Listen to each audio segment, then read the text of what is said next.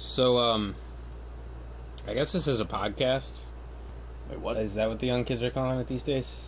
I thought it was called a radio show. Radio show? Radio show. Yeah, we're coming at you at 11:30 a.m. No, not the time. The broadcast wave. Yeah. Coming at you from the lab. Cue swing music. Tim, play the fucking swing music. Dude, Tim left. Tim left? Tim left. Did he put his 2 weeks in? No, dude. He just got up out of here. You told us his wife was giving birth today, and you told him if you don't come in, you're fired. Well, Tim's fired. I think he quit. No, he's fired. No, he quit. No, he can quit, because then we don't have to pay him unemployment. Yeah, we don't. Yeah, but his whole band's still here. Dibs. Guess I'll make him play something. Is that the podcast theme now?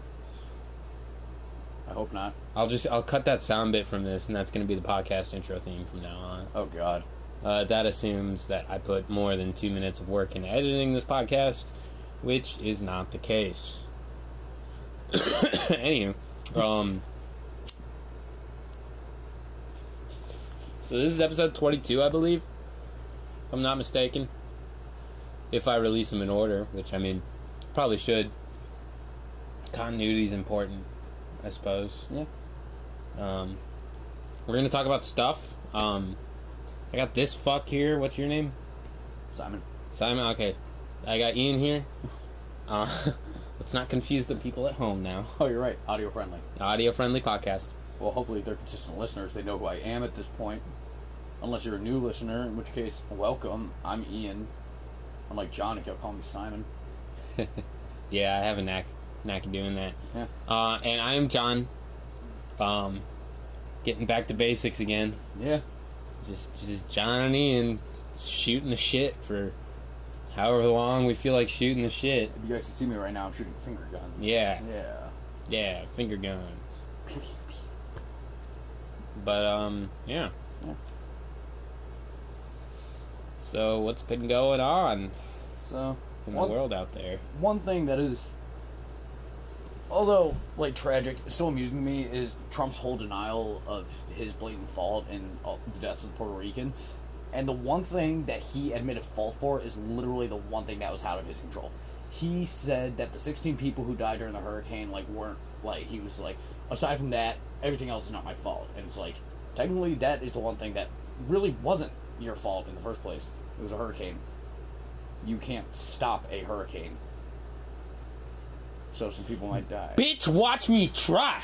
You want to go stop a hurricane? Yeah, let's do it. I mean, I think it's a little too late for Carolina. I mean, I think it's already hitting, right? But if you can go out there and stop it, you can just stop some major damage, like, right there. Dude, I saw this picture. I didn't look into it at all, so I have no idea if it's true or not. There's this picture of, like, a giant weather map. And, like, on the west coast of the United States, there's, like, 2 or 3 hurricanes, like, heading towards the U.S. And on the east coast, there was, like, 4 or 5, and then 1 tropical storm that could potentially turn into a hurricane. And I'm sitting here like, huh? Yeah. Like, Jesus Christ. It's gonna be a rough summer. That's why I live in Cleveland. No hurricanes, no tornadoes, no wildfires, no weird bugs, no poisonous snakes. We just have weather that makes you unsure of if you actually want to leave your house or not. Yeah. Our weather is incredibly bipolar. Yeah, and if we have any listeners down south, which you probably don't, it's currently 85 degrees in the middle of September in Cleveland. No, to you guys, that might not be shit, but to everyone in Cleveland, that's weird. Nice and toasty. Nice and toasty. I dress like it's the middle of summer when half the kids are back in school. Yeah. It's weird. Yeah, it is weird. I'm not complaining though. I'm complaining. We're probably one of the only regions in the world that has benefited thus far from global warming. Our winters used to be just absolutely brutal. They weren't that bad. They were brutal. Fuck you, dude. That bad. Fucking snow on the ground consistently from like December to like May. Oh no, that's winter. Fucking cold as shit. It wasn't that cold. Up until like 5 years ago, it was mostly between the 10... It ranged between from 10 to 30 degrees until like 5-6 years ago. Then it did start getting pretty cold, yes. But guess what, my friend? Layers. Alright, it's still fucking cold, though. Layer up. You can always layer up. You can't completely layer down in public. And even so, you might still be way too fucking hot. I'm not even... But this isn't our argument about what's better between hot and cold. You're right. You're right. That's always my go-to whenever we start talking about it. But still, cold is not that bad. People just... suck. You can't handle it. Alright, you heard it here first. Ian thinks people suck. So all you Clevelanders out there who think you don't suck, please send an email to, ianalexander@gmail.com, informing him of how you don't suck, because you all are beautiful people, because you're listening to this podcast right now. That's not my email, but some other Ian's probably going to be really mad in the morning. Yeah, we'll cross that bridge when we get there. Oh no, the dude got 2 emails. What if this is like the one that just made it big and just got like bombarded this guy? Well, obviously now they won't because they know it's the wrong email unless they immediately stop listening and just sent this guy an email. Or just doing it for the fuck of it. Yeah. Yeah, sure, send a... What would you say? What would you say it was? ianalexander@gmail.com? Yeah, sure. Yeah. Yeah. Go. What is it? Now I don't want to say it. Darn. So close. He almost tricked me. Yeah. I do that from time to time. So I want to give a shout out to Duracell. They don't sponsor us. We don't have any sponsors yet. But god damn it, are their batteries reliable. Oh, someone texted me. Oh, yeah, I'll deal with that momentarily. But, yeah. Yeah, I mean, I'm just a big fan of Duracell batteries. I honestly can't remember the last time I used a battery as a whole. A disposable battery. Disposable battery, my bad. Yeah, no, there's a battery in almost quite literally every piece of technology I use, I have a battery inside of. Yep. But disposable battery, I've not used in a long time. What were the other ones? There's Duracell, there's Energizer. And then a bunch of generic shit. There was one other big one. It starts with like an R. I can't remember what it's called. I know what you're talking about, though. Yeah. I mean, before I bought this pack of batteries, I got those cheapo, like, CVS batteries. God damn it, I'm never doing that again. They die so quickly. So quickly. You know what's something that you always hear in movies, but you never seem to hear in real life? Whenever, like, a teenager's borrowing his parents' car for the first time, they always throw in, don't put any cheap gas in the car. Never actually heard somebody in real life say that. I've never heard someone say that in a movie. I've seen it in several movies, TV shows, etc. A lot of them are based in the past. But maybe it was a bigger deal in the past. I don't know, man. Yeah, I've never owned a car that needed to use a different type of gas than just the cheapest gas. Maybe it's I mean, I guess I can understand, like, if there is technically a higher quality gas that will somehow benefit your car more, and you drive, like, a really nice, expensive car, I can understand that, and you can probably afford to get nicer gas, technically. What's the difference? Maybe it's filtered better? I don't know. We could talk to Willie about it. Yeah, I suppose we could. I haven't seen Willie in a while. Yeah. For those of you listening at home, Willie is a gentleman. He, great guy, awesome dude. He just so happens to work for an oil company. And he's dude's like fucking loaded. Like, he's obviously making bank working for an oil company. I don't know how the fuck he started hanging out with us, but back when we stayed in Little Italy, we would kick it with him on a semi-regular basis when he was in the area, because his job would, like, you know, take him to different places for several months at a time. Yeah, man, he's traveling all over the world now. Yeah, so how the fuck did he start hanging out with us? Because he's like pretty wealthy dude, pretty well off for himself for his age, hanging out with a bunch of fucking bums. Yeah. So there was one day we were all hanging outside the treehouse. We were sitting on that little stoop And he had been sitting in the car the entire time we were out there. You know, we were just smoking, drinking beer, you know, having fun, yelling at each other really loudly in the streets at midnight because that's what we did. He had just been sitting there, and then eventually Logan just came over and, like, tapped on his window, like, hey, you want to come hang out with us? I'm talking with him for a while.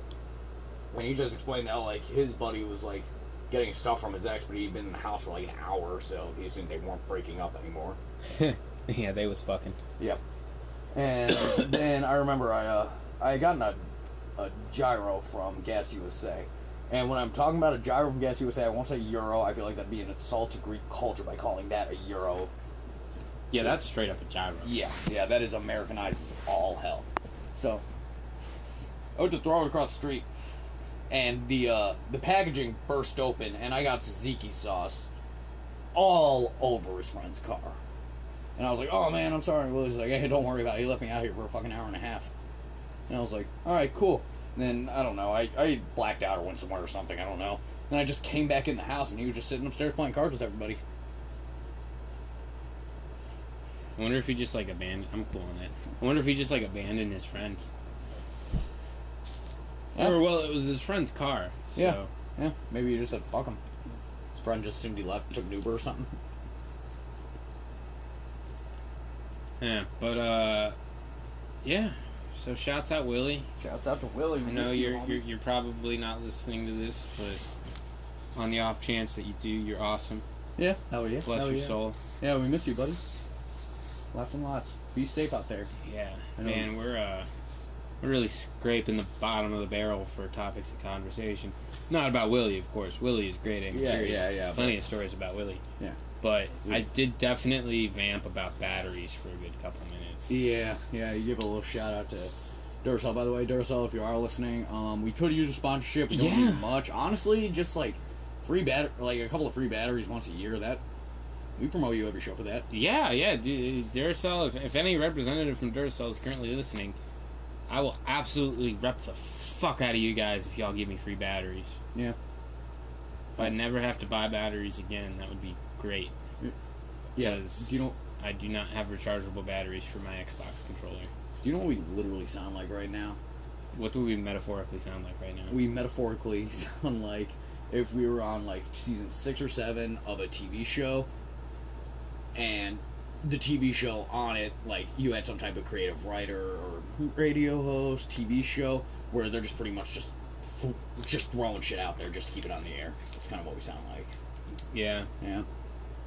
Man, you know what else I love? Huh. Fucking Listerine. You know, shouts out Listerine. How it does a really good job at keeping your mouth clean. Doesn't burn too much like the other mouthwashes. Yeah. Just overall great flavor. Yeah. What's up with those mouthwashes that like do burn? Like you know that purple shit that everyone seems to have in their house at least once? Yeah. Yeah, I'm familiar with that purple burns, shit. Yeah. Yeah. Especially if you have like a cold sore or something. Ooh. Or you bit your lip. Man, I haven't had a cold sore in forever. I actually thank God for that. Last time I had one though, it was on like my bottom lip, and you know how like right under where your teeth are on your gums, there's like that little like ledge almost. Yep, it was right there. Yeah, it was right there. So every time, no, I didn't keep biting it because it was like the lower part of my lip, right there. Yeah. Like the very bottom of your teeth, if you feel it. I know what you're talking about. You know what I'm talking about? Yeah. So yeah, every time I would move my mouth, it would just scrape up against that.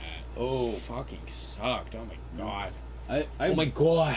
I had one cold sore that literally got like it was like right on the lip, and I just kept biting it. Like every time I talked, every time I ate, and naturally swelled up a little bit more. Yeah. By the time I was done with it, like my lip literally looked like a worm. Like the worm has like that weird like thing like in the middle of it. Yeah. That just kind of extends out. That was on my lip. And like just about the same proportions too. Not like it spread across my lips slightly more. Yeah. Yeah. So I'm going to take this moment to pause the podcast briefly to answer this text message real quick so y'all don't have to hear the typing. So yeah, be right back. Even though for you it will be instantaneous. But yeah, so that's the story of how I saved the great country of Australia. I thought it was a continent. It's both. I'm sorry, tap. Say it one more time. What? What? Who? Anyway, I fell asleep. welcome back, everyone. You missed an awesome story of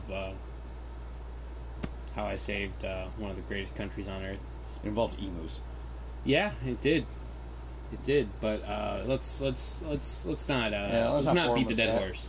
So Listerine. Yeah, fucking Listerine, man. Wait.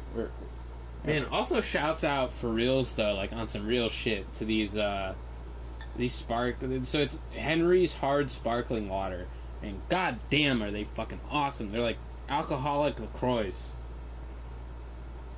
I hate LaCroix. I love them. I hate it. Love them. How do you? I guess I can kind of see how you enjoy LaCroix, but like whenever I drink like flavored sparkling water, it kind of puts me in a place of like, I'm not sure if I want a fruit beverage or if I just want water, and it's not the best of both worlds. It's like half of each world, and it's not necessarily the best half. Because you're going into this with the wrong mindset. What you're thinking? I'm gonna have a full flavored beverage. I don't want a full You're flavored expecting, even if you're not thinking about it, you're expecting a full flavored beverage, and that's not what you are going to get out of sparkling water. Well, it's not what I want. At all. It's not what I want. At all. Why would you subjugate yourself to so drinking you just got to go in with proper expectations, like, it's going to taste like I put some Skittles in my seltzer. That's why I don't drink it. Well, that's your problem. It sounds like a you problem. It's not a problem, it's just like... It is a problem. How is it not how is it a problem? That's a great question. How is it not a problem? How is it a problem? Explain to me how it's not a problem. I rephrase myself, and you know that. Fake news. It's unfair when arguing to use a phrase that was retracted. Fake news. You should retract that statement. You should release the full documents, no redactions. And we'll let the audience decide for themselves about. Do you want my full document on this? Yeah. LaCroix tastes like shit. That's not what you said. That's really all the document says. I mean, you said I was elaborating on the document itself. I was elaborating on the document itself. The document is a transcript. The document shouldn't even need podcast. to be explained. So this podcast is a document now. No, the podcast is not a document. Yeah, it's an audio file. But there's a transcription. You need a silencer button. What do you mean? Like like a cough button, kind of. It takes away from it. Oh, you like the genuinity of disgusting habits. Genuinity. Genuinity. Is that what you said? Genuinity. Genuinity. You heard it here first, ladies and gentlemen. Genuinity. That's slowly become like another tagline for this podcast. Is you heard it here first. Yep. Well, I mean, there are a lot of firsts said on this podcast. Hold on, let me rephrase. Yeah. Be more inclusive. You heard it here first, ladies, gentlemen, and all our non-binary friends out there. High five for being accepted. Yeah. But, yeah. How about that? So, have you ever noticed how, like, controversial Billy Joel is amongst old white people? No. Oh my god, it's hilarious. Elaborate. Like, whenever you ask somebody, well, it would be unfair to say old, but whenever you ask a white person over the age of 40 if they like Billy Joel, they're like, yes, I fucking love Billy Joel, or they're like, ew, no, fuck Billy Joel. It's like, they're both wrong, though. Yeah, like, he's okay. He's decent. Yeah, he's a good musician. Yeah, solid. Sounds catchy. Good songwriting skills. Yeah. For sure. Definitely not exactly pioneering in anything or paving any new roads, but he's enjoyable. You don't have to. Yeah, he's enjoyable as an artist, and you don't have to. It's all good. But like have the fucking white baby boomer generation. It's like, oh my god, I love Billy Joel. I need to listen to Billy Joel. Oh my god, his tickets are on sale for $500. Oh, I need to get them. And the other half is like, why would you pay $6 to go see Billy Joel? Like, no, I wouldn't pay $500 to go see Billy Joel. But if there was an opportunity for me to go see Billy Joel for like $10, I'd go see Billy Joel. I'd go see Billy Joel. Yeah. Shit, I might even cop up 20 or 30 for that. Fucking next Friday, I'm finally going to see one of my favorite musicians of all time. Someone who's super influential for me, and I'm super excited. Cannot wait. Drod might come with me, hopefully. Drod, if you're listening, you better come. I'm counting on you. I need companionship. But Foxes in Fiction.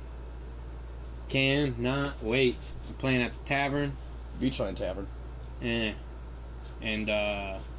There's a couple other bands too, but I don't give a fuck. I'm going there to see Foxes in Fiction.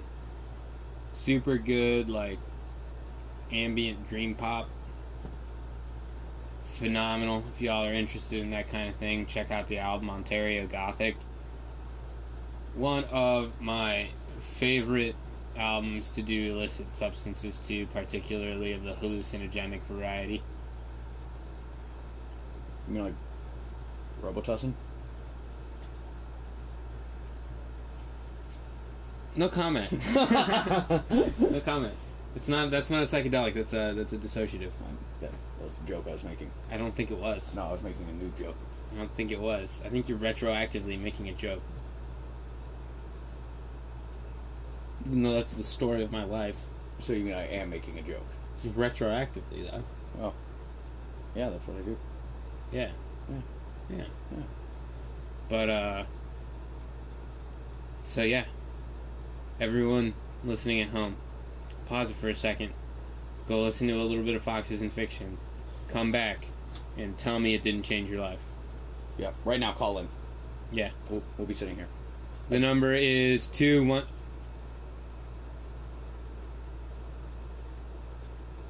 So yeah, just call it in. Yep.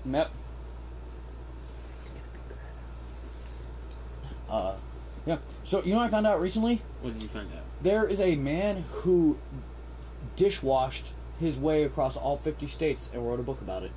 It's pretty lit. Yeah. I believe the name of the book is just The Dishwasher. Something along those lines, or dishwashing, dishwashing across America. How'd they come up with the title? I think he mentions it somewhere in the book. I think he was in a restaurant once. I'll have to read to find out. Yeah. Oh no. Well, yeah, no, that's definitely something I'm gonna look into. I was talking to one of my coworkers about it, and he said that like the dude stayed in like little like communes and shit in the area, like basically set for traveling people, and he would stay in like each town for like 3 to 6 months and just kind of like dishwash and like explore the city and see how each restaurant treated like their employees, how different cities like responded differently to like different cultures, and how restaurants varied across the country. That's really interesting. Yeah, and especially from the perspective of a dishwasher too. Yeah. Like, because you just kind of see everything that's going on around you in the restaurant, because Mm-hmm. you're the dishwasher. You're a neutral party because you're like, you're in the back, so you're tight with the kitchen, but you clean dishes for servers, so you're tight with them. Exactly. So, when you're a dishwasher, either everyone in the restaurant loves you or everyone in the restaurant hates you. Yep. Depends how good you are at your job. Yeah. And also, how much of a fucking cunt you are. It also depends on how the restaurant as a whole treats its dishwashers, too. Yeah. Because there are a lot of restaurants that'll, like, cut them off, like, just kind of, like, keep them in the back, and, like, nobody ever fucking sees them, like, and, like, they just have no interaction, and so people just assume, like, if dishes aren't coming out, the dishwasher's being stupid. Which, to be fair, does happen quite a bit. Yeah. I can vouch for that. I've been a part of that. Yeah. I'm sure you have. Yeah. But a lot of times, just like timing is shit, and people just get frustrated, especially in a restaurant. Like, oh, and that's also one thing I want to say. If you don't have a sense of urgency, are not comfortable being yelled at, or any like, if you get so anxious that you can't handle a certain situation, don't work at a restaurant. don't work at a fucking restaurant. Like, it almost sucks that like if you do really have a passion with like cooking, you can't pursue it if like you let that anxiety get in the way. But like, that's just how it is, and it's one of the few places where I feel like you don't have a cop out. Yeah, like it does.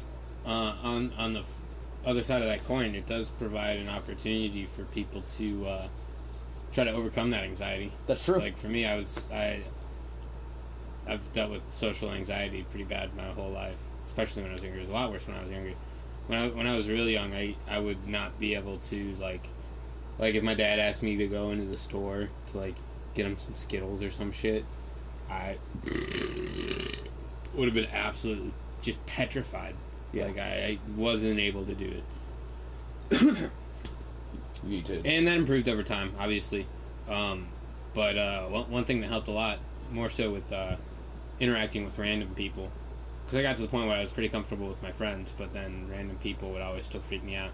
So working at a restaurant really helped me with that, and also talking on the phone helped me with that as well. Oh, I believe that actually. Yes. Yeah. I still hate talking on the phone. I fucking hate talking on the phone.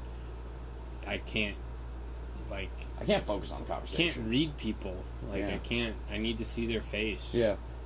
Especially when there's, like, an awkward silence for, like, a second. It's like, what is that? What does this silence mean? Are we done talking? Did I say something wrong? Like, are you thinking? You could just be thinking. Or I could have just insulted you to your soul. Who knows? But anyways. The world may never know.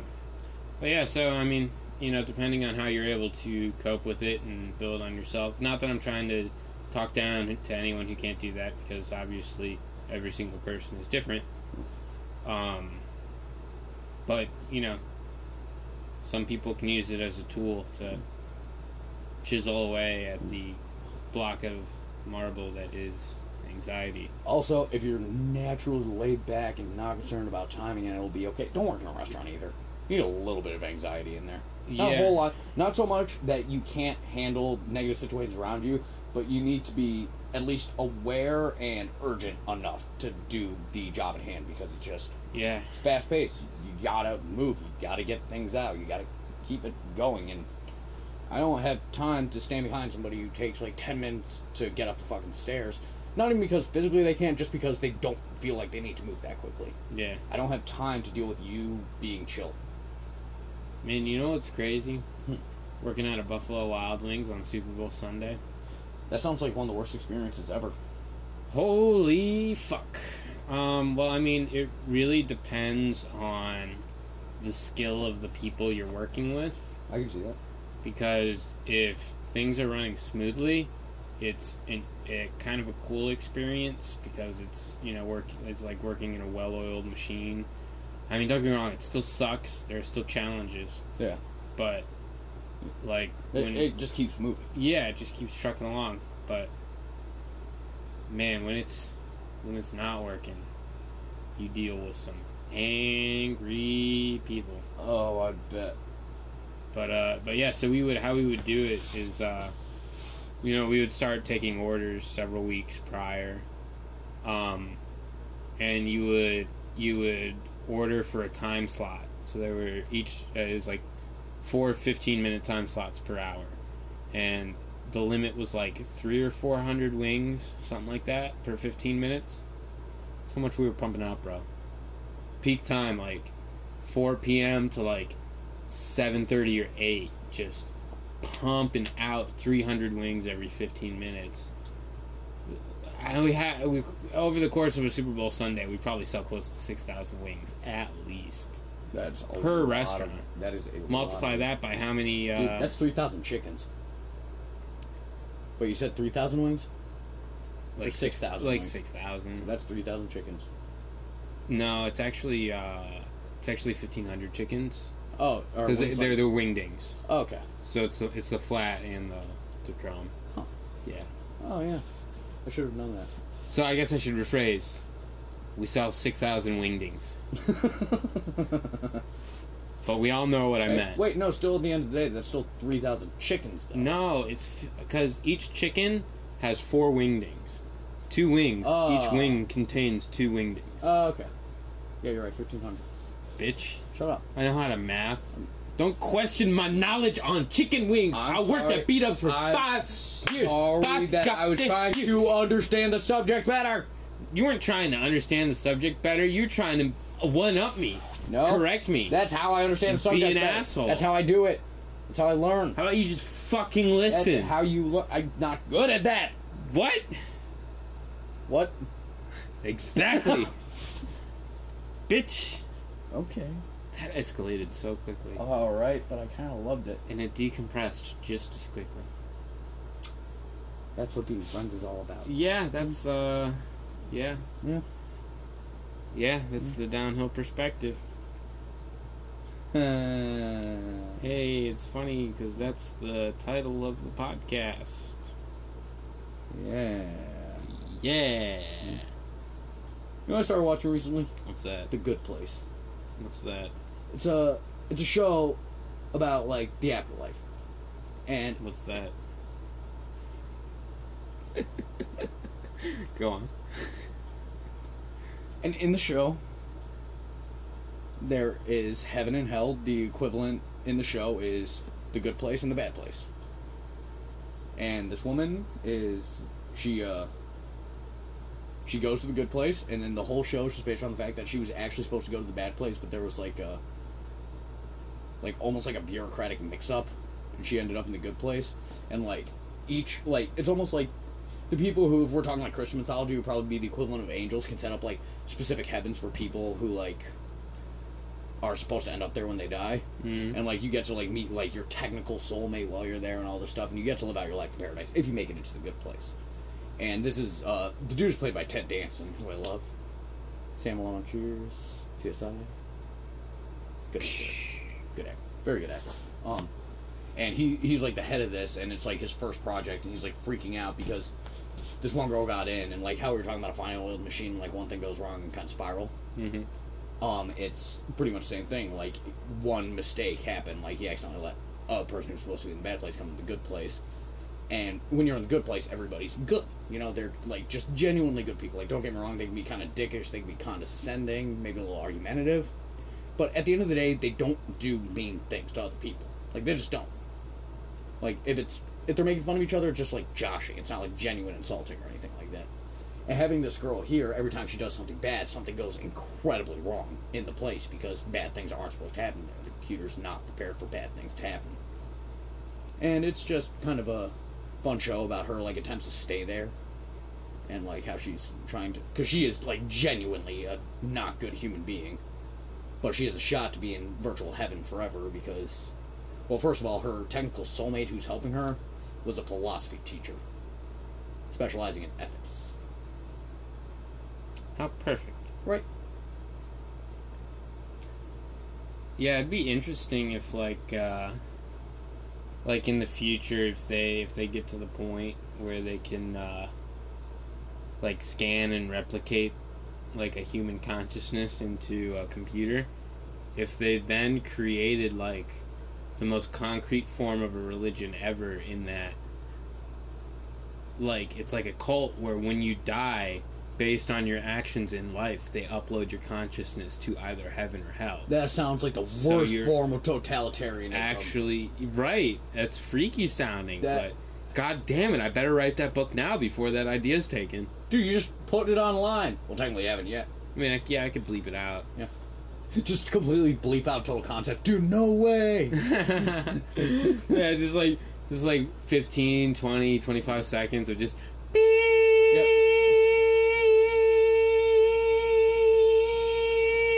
Especially after a podcast is talking about nothing but batteries and mouthwash. Yeah.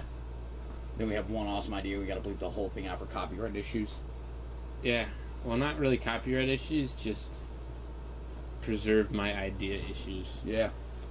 Oh, by the way, the idea is I'm just gonna create that cult. Might as well. Why make a movie and then wait on someone to do it? Just do it. That's what Scientology gets started. Yeah. It's a comic book. Just do it. Yeah. That would be wild, though. That's freaky to kind of think about. Yeah, man. Like, the government will get to decide whether or not you got to spend eternity in it wouldn't be the government, necessarily. It would just be this group of loony fucking people. Don't act like there wouldn't be certain... Like, there wouldn't eventually just be an uprising, somebody who tries to take over using that, and that would become the government. I mean, yeah, but I'm talking about early on, bro. Oh, yeah. Early on, most definitely. Early adopters only, you know? Yeah. No, don't get me wrong. If it's like just a cult, that doesn't scare me. Like, if that's the life you want to choose, like, fucking choose it, I guess. Like, but if they just took over and then they just got to decide the fates of everybody, it'd be fucked up. That would be fucked up. And that's what I was thinking for the book of the movie. Speaking of just do it, Nike. Let's take a second to just hold up a ginormous middle finger to Nike.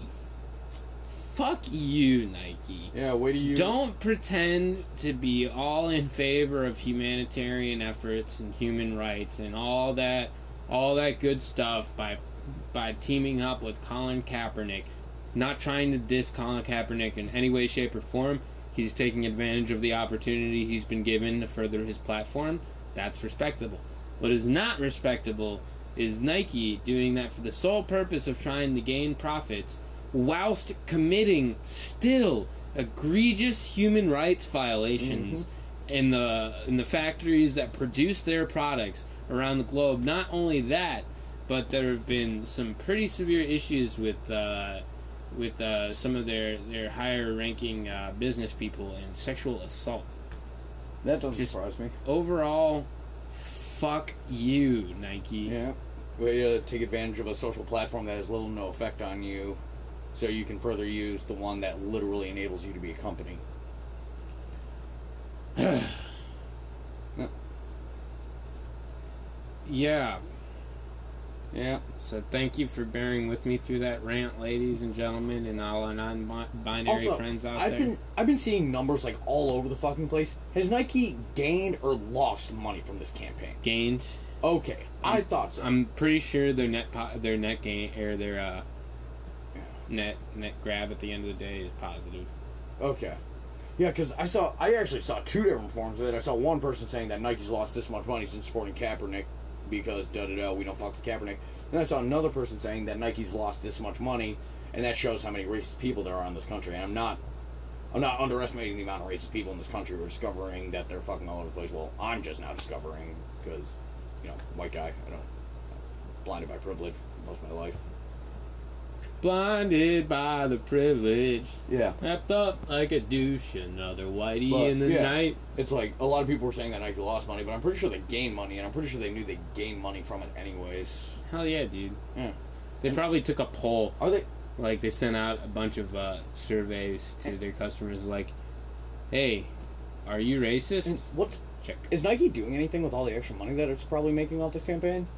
They better, at the very least, dude. If they're not, I'm gonna be fucking pissed. Donated to Black Lives Matter or something? Yeah. Like, an organization that's actively helping. Like, don't get me wrong, like, showing support for someone in the most way you can is always just awesome, but that's also, like, the bare minimum you can do. Sharing a post on social media is the bare minimum you can do. Right. If you are a multi-million-dollar company, there is so much more you could do. Like, pay your fucking workers a living wage. Oh, how about that? How about that with the surplus? How about that? And improve factory conditions. Yeah, how about you that? Want a nutter butter? I'm actually A-okay, but I do appreciate it. Yeah, seriously. Like, how about you use some of that extra money to pay your fucking workers? If you received a surplus, shouldn't that go back to the workers? Jeff Bezos. He's gonna, like, open up some schools and fucking donate to homeless shelters or some shit. Which is fine. Whatever, but how about you pay your fucking workers and make it so they don't have to literally piss in a fucking water bottle in their warehouses because their quotas are so high that they don't have the opportunity to go to the bathroom when they want to. Mm-hmm. Mm-hmm. How about that? Yeah. How about them fucking apples, Jeff Bezos? Is that how you say his name? Bezos? No, it's Bezos. But he's a bozo. He is a bozo. Yeah, we need to stop idealizing millionaires. In some way, shape, or form, most of your big business millionaires are just huge pieces of shit. Oh. Yeah. Don't get me wrong. There are some who aren't, like, awful. I still think having, like, millions of dollars still just kind of like hoarding fucking money for no reason. That's just more of a personal thing, I guess. But, like, there are ones who, like, don't actually do shitty things, who actually donate, who actually try to help, who actually try to... Like Bill Gates. Yep, Bill Gates. Prime example. The CEO of Costco. Another prime example. Yep. He only makes, like, what, $250,000 a year? Yeah, something like that. It's under $500,000. Yeah. But that's just from Costco. You already know he's got, like, his investments and shit. Like, the dude's definitely what the man does with the money he's getting from his job is a totally different thing than getting money from his job. I'm pretty sure, like, starting wage at Costco is, what, like, $14.50? Yeah. Yeah. They actually pay a living fucking wage. Same with Aldi's. And they promote from within. And if you start out $14.15 and you get promoted from within, and I the only thing that I haven't heard is how, like, the workers are treated there. I've heard they're treated, like, well, but I haven't seen, like, an actual, like, source that says, like, they're treated well. That's just general. I haven't heard any horror stories. Yeah, I haven't either. But yeah, Aldi's I've heard is a great place to work too. Good company. I've heard that as well. You know, Aldi's apparently Panera Bread, like, not for, like, a lifetime career, but, like, it's a good place to get, like, jump a start, and then, you know, potentially a lifetime career if you find yourself in a position that you're able to do that on. But yeah, I hear Panera Bread's a pretty good place to start, especially, like, if you're in college or something. Start there as a freshman, and then by the time you're a senior, you might be, like, a manager and still able to, like, work out, like, probably around your schedule. Because I'm assuming if you if you work at a restaurant on a college campus, they're going to hire accordingly to fit everyone's schedule. Yeah, probably. They just wouldn't be able to function if not. Sorry if you're hearing some typing, everybody. Just had to send a quick text message. And it's over now.